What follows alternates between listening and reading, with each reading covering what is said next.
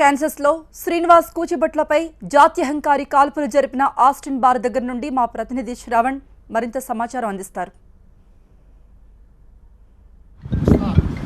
ప్రస్తుతం మనం అమెరికాలోని కాన్సస్ సిటీలో ఉన్నాము.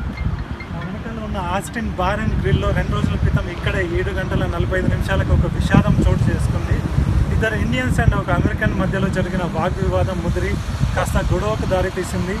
దాంతో బార్ యాజమాన్యం వీళ్ళని బయటకు పంపించాక తను కారులో ఉన్న గన్ తీసుకుని అమెరికన్ విచక్షణ రహితంగా కాల్పులు జరగడం మొదలుపెట్టాడు.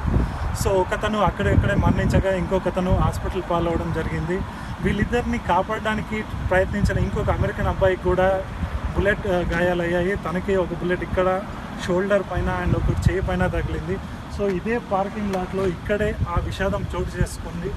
సో ప్రస్తుతం గమనించి ఇవాళ మూసివేశారు. యాజమాన్యం మాట్లాడడానికి నిరాకరిస్తుంది.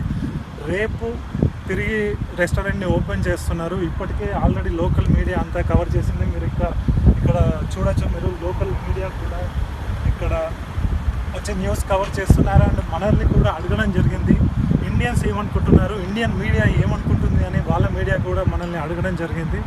సో సిచ్యువేషన్ అయితే ఇక్కడ చాలా ఉద్వేగంగా ఉంది చెప్పాలంటే. సో ప్రస్తుతానికి ఇది రిపోర్ట్ ఇక్కడ నుంచి. అండ్ ఇక్కడ మరణించిన వ్యక్తి మృతదేహం ప్రస్తుతం ఫనరల్ హోమ్లో ఉంది. సో నెక్స్ట్ అక్కడికి వెళ్దాం. ప్రస్తుతం మనం కాన్సస్ సిటీ అవుట్స్కట్స్లో ఉన్న ఒలాటే సిటీ దగ్గరలో ఉన్నాం. నా వెనకాల ఉన్న ఫనరల్ హోమ్. 2 రోజుల క్రితం ఇక్కడికి చాలా దగ్గరలో జరిగిన ఒక షూట్అవుట్లో మరణించిన భారతీయ వ్యక్తి మృతదేహం ప్రస్తుతం ఇక్కడే ఉంది. కానీ లోపలికి మీడియా విత్ కెమెరా అలౌ చేయట్లేదు. ఎందుకంటే ఫోటోలు కానీ వీడియోలు కానీ టీవీలో వస్తే అక్కడ ఇండియాలో ఉన్న పేరెంట్స్ చూసి తట్టుకోలేరన్న ఒకే ఒక రీజన్తో లోపలికి ఎవరిని అలౌ చేయట్లేదు. కానీ మరణించిన వ్యక్తి భార్యతో మాట్లాడడం జరిగింది. తను ఇటువంటి పరిస్థితుల్లో బయటకు వచ్చి మాట్లాడలేనంటుంది. సో ప్రస్తుతానికి ఇక్కడ ఉన్న మృతదేహాన్ని ఇండియాకి ఎలా తరలించాలని దానిపైన ఆలోచిస్తున్నారు. దాని గురించి ప్రయత్నాలు జరుగుతున్నాయి.